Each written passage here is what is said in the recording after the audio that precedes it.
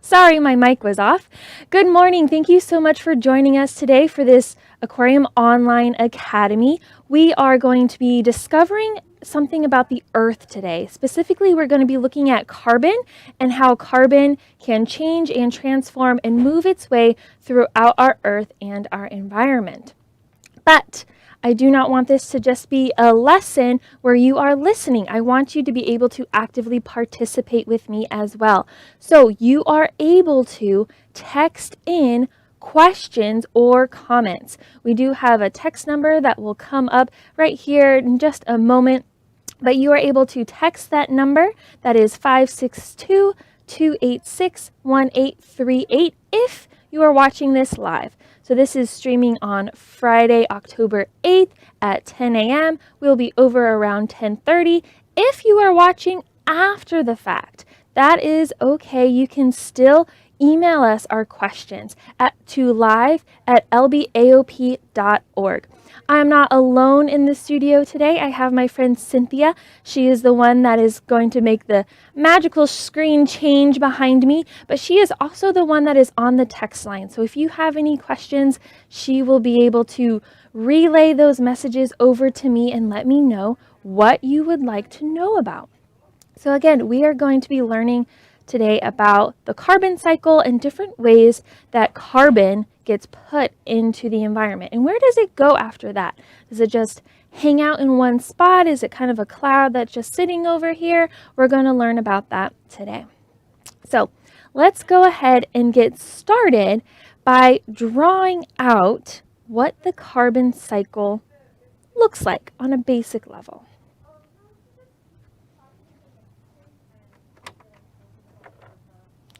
All right, so I have let's turn on the light here. I have a whiteboard over here. If you are in class, feel free to take notes on this and draw along with me. So I'm going to just draw a little hillside here that goes into the ocean. Okay, so how does carbon get into the environment? One way that you might know is factories. So I'm going to draw a little factory. Okay, this is my little factory. And out of the smokestacks, we have some pollution. Now, what is that pollution?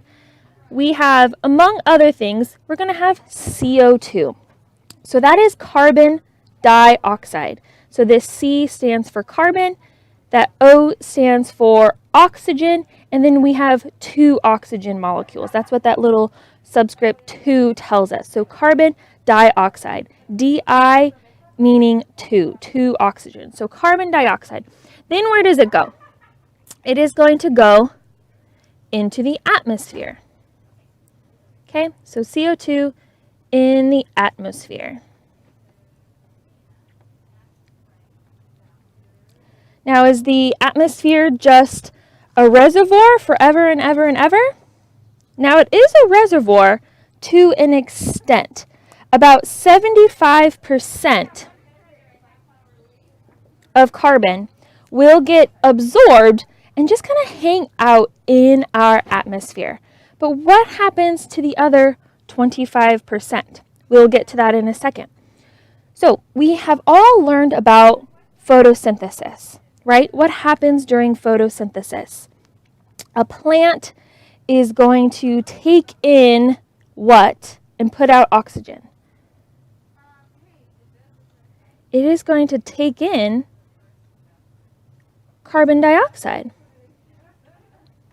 So not only does carbon dioxide go into the atmosphere, but then plants will take carbon dioxide from the atmosphere during photosynthesis. Okay, during photosynthesis, those plants will take in that carbon dioxide. Now, what happens when plants and animals die? So that's like a bone right there, a skeleton. So dead organisms and just waste.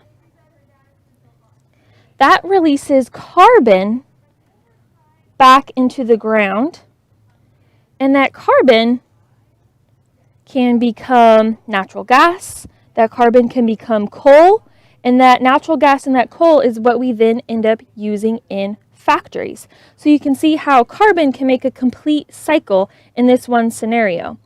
Dead organisms and waste are the carbon that the factories use.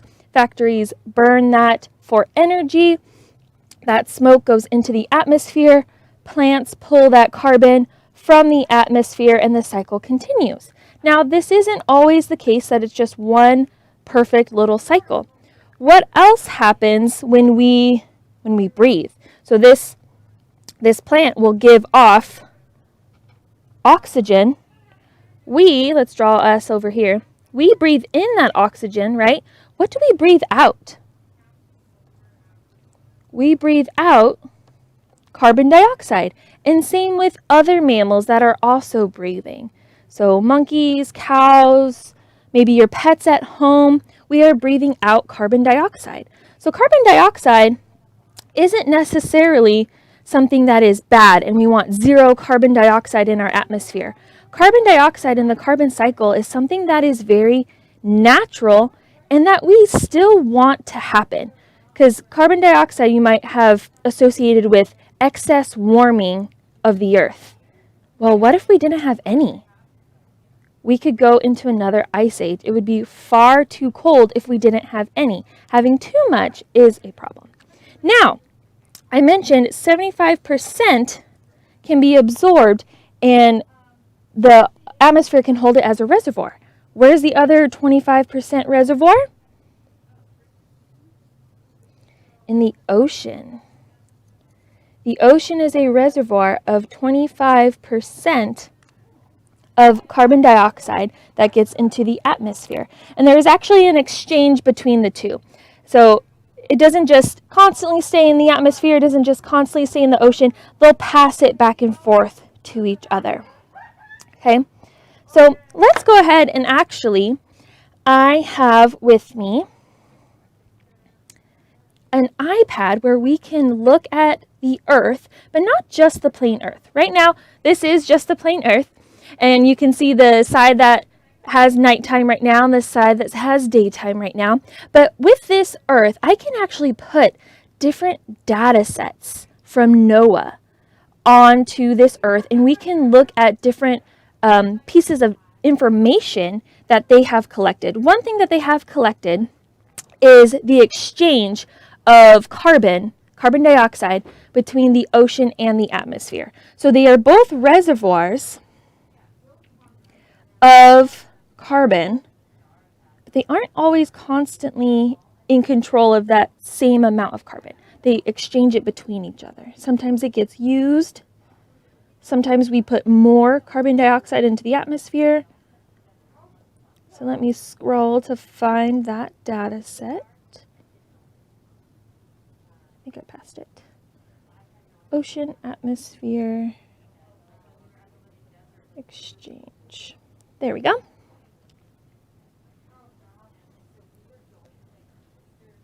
All right, so this is our little key down here at the bottom. Do we see this key?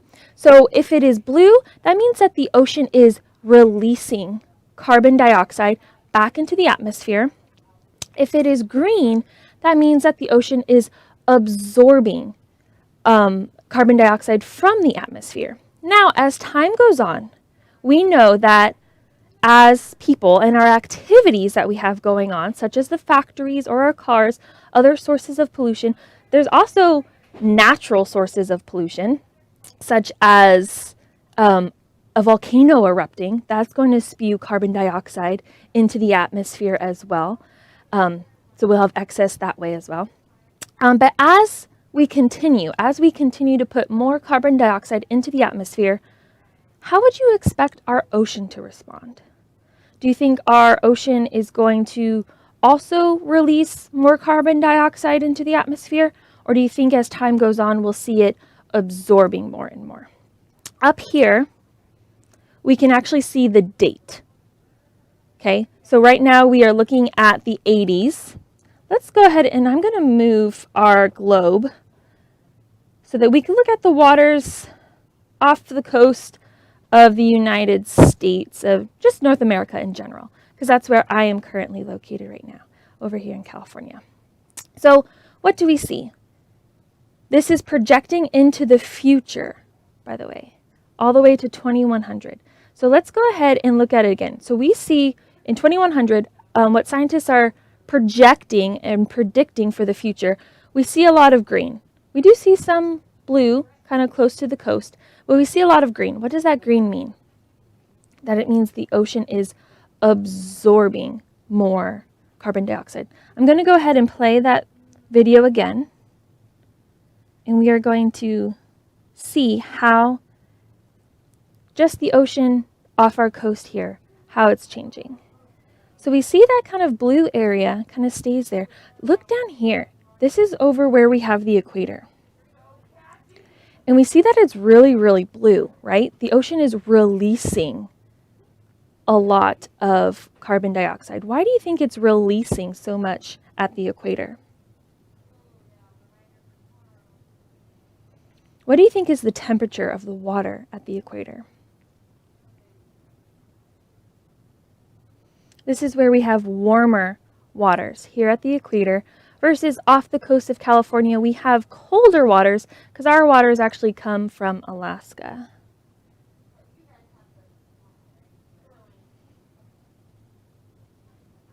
So seeing a lot of blue at the equator. Let's explore the Earth a little bit.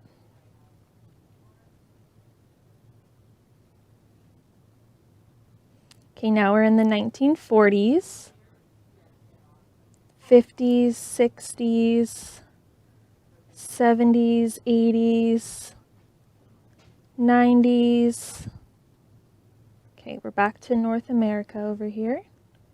And you can see that there is this pocket, a pretty large pocket of blue here. So this is a pocket of ocean that actually is releasing carbon dioxide back into the atmosphere.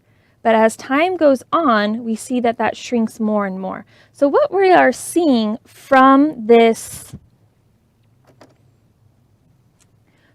data is that the ocean, as time goes on, is going to be absorbing more and more carbon dioxide. Now, why might it be doing that? Remember, the atmosphere and the ocean have sort of a balance between each other of 75 and 25% holding that burden of the carbon dioxide that is in the environment. So as more and more carbon dioxide gets put into the atmosphere has to go ahead and put some of that back into the ocean. But what do you think are the impacts of having more and more carbon dioxide in the ocean? So remember, carbon dioxide is carbon and 2 oxygens. What do you think is the pH of the ocean currently, today? Do you think it is basic? Do you think it is neutral? Or do you think it is acidic? So pure water is going to be completely neutral at a 7. Completely neutral. But remember, this is salt water. So actually, our ocean right now is slightly basic. It's more at an 8. Okay, so as you increase on the pH scale, you become more and more basic. As you go down the pH scale from 7, you become more and more acidic. So as the ocean takes on this burden of absorbing more and more carbon dioxide, it's actually going to go from basic to neutral and then move into being acidic. So I don't know if you have ever done this experiment before, maybe in elementary school, of putting any sort of limestone or chalk in vinegar. So vinegar is acidic. What happens to it? If you've ever done that experiment before. If you haven't, go check it out. Search it up on YouTube. What happens is it dissolves. And the same thing happens with shells. You could get shells from a beach where you're allowed to collect, put it into vinegar, and they dissolve. So as our ocean goes from basic to neutral to then acidic, there's a lot of shelled animals in the ocean, aren't there? Different sorts of crabs, hermit crabs, scallops, clams, a lot of important animals, a lot of important invertebrates that are the basis of the food chain. And if our ocean becomes more acidic, those animals, their shells will literally dissolve. So that whole basis of the food chain could be gone, wiped out. Okay, let's start to look at another piece of data. So I'm going to look at carbon tracker. Let me move this.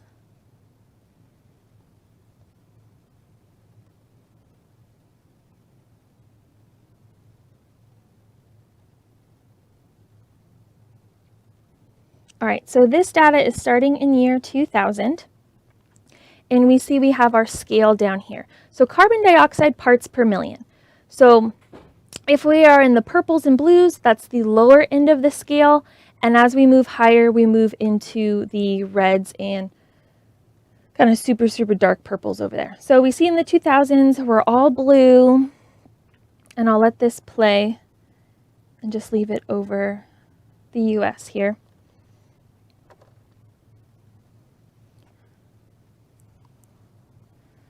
Let me go ahead and I'll speed this up a little.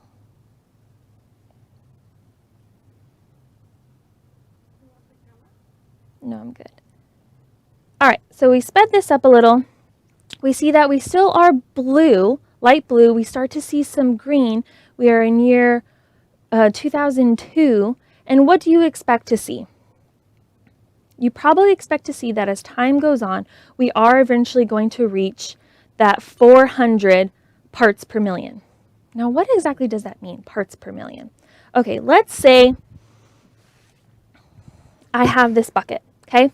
And I'm going to collect a sample of air, and I'm going to make sure that I get 1 million particles of air. Just this air around here, okay? 1 million.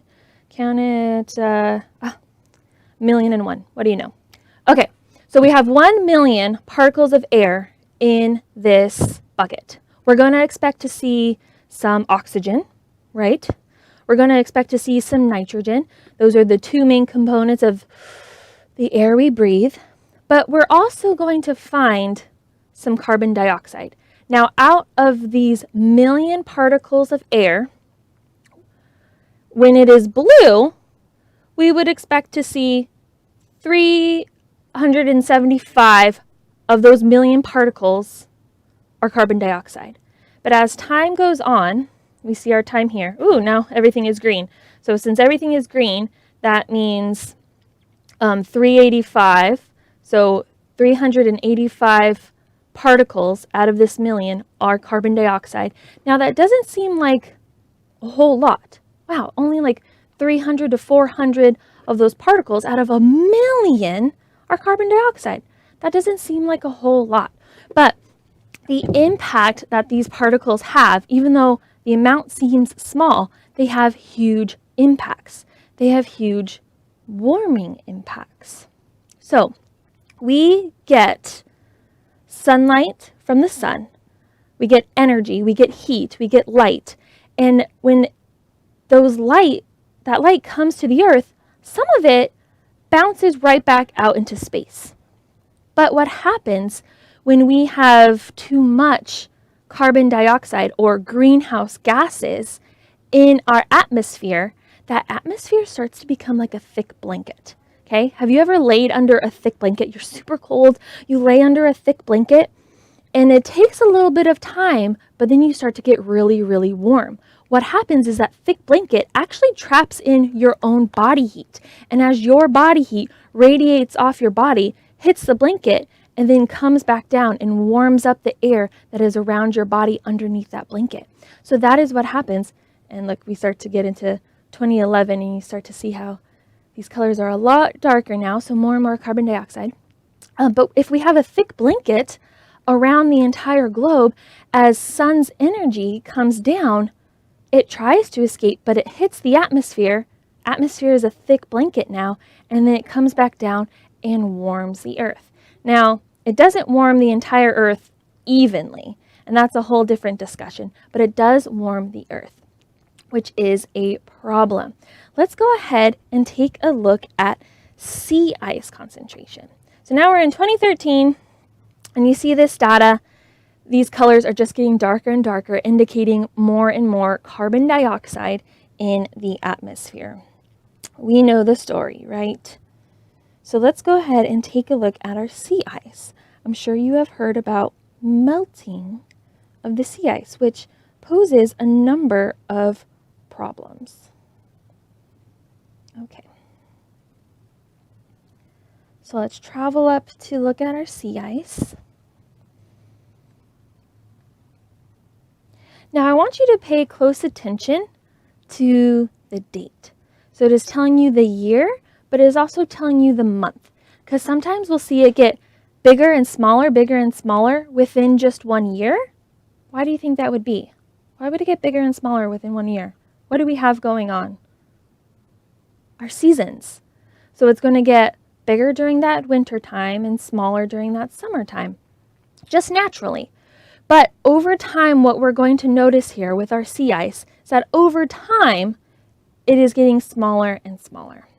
So we do see sometimes it does grow during those winter months, but if you compare winter to winter to winter to winter, it does get smaller and smaller over time. What's the big deal? Is anyone living up there? Are they impacted by it? So what happens when ice melts? What does it turn into? It turns into water.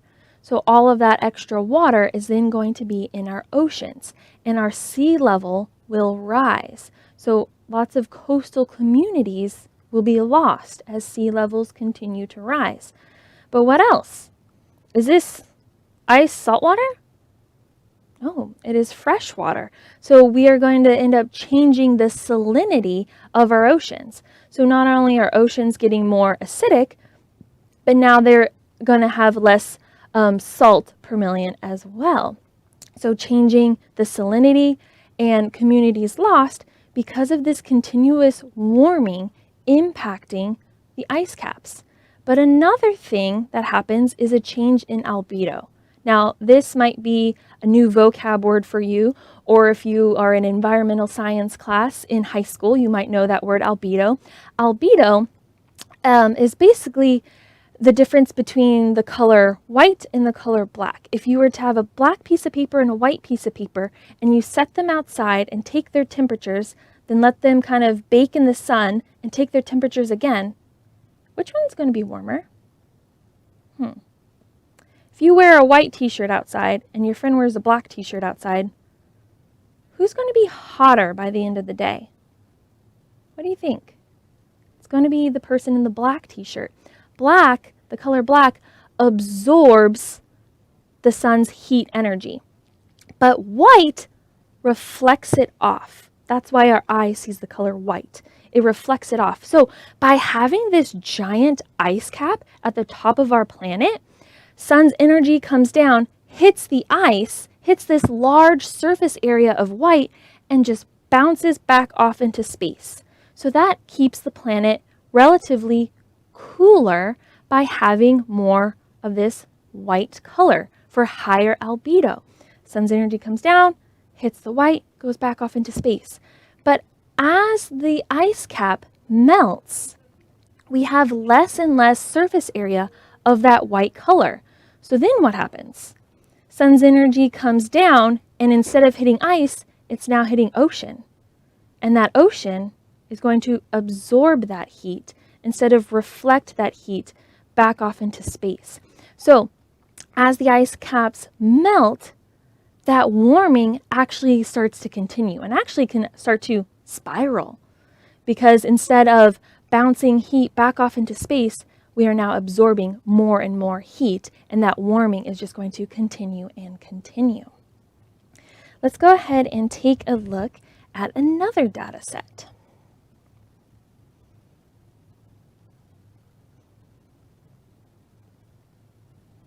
So now we are looking at pasture land. What does that mean? We are looking at land. I'm going to look at land specifically just in North America.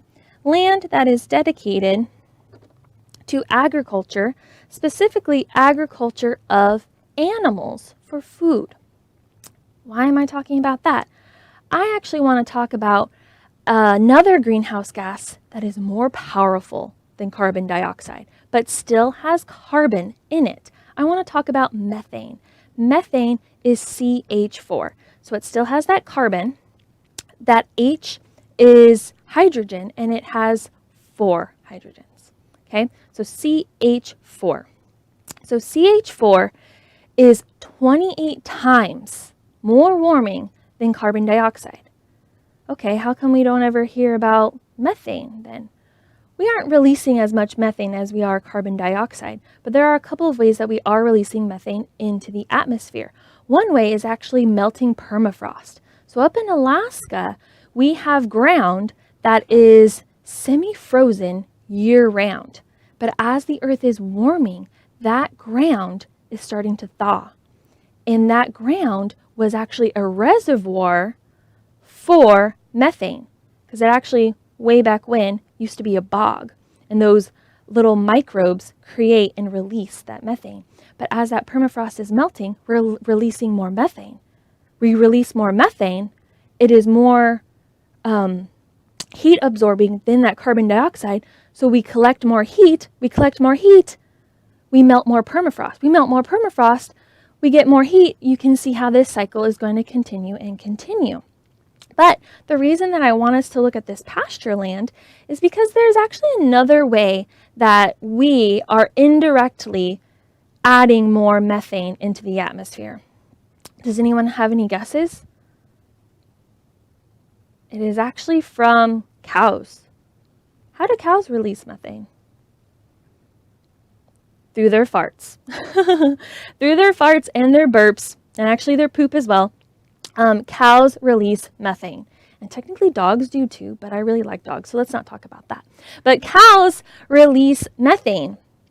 And I just said that methane is a really, really big heat contributor.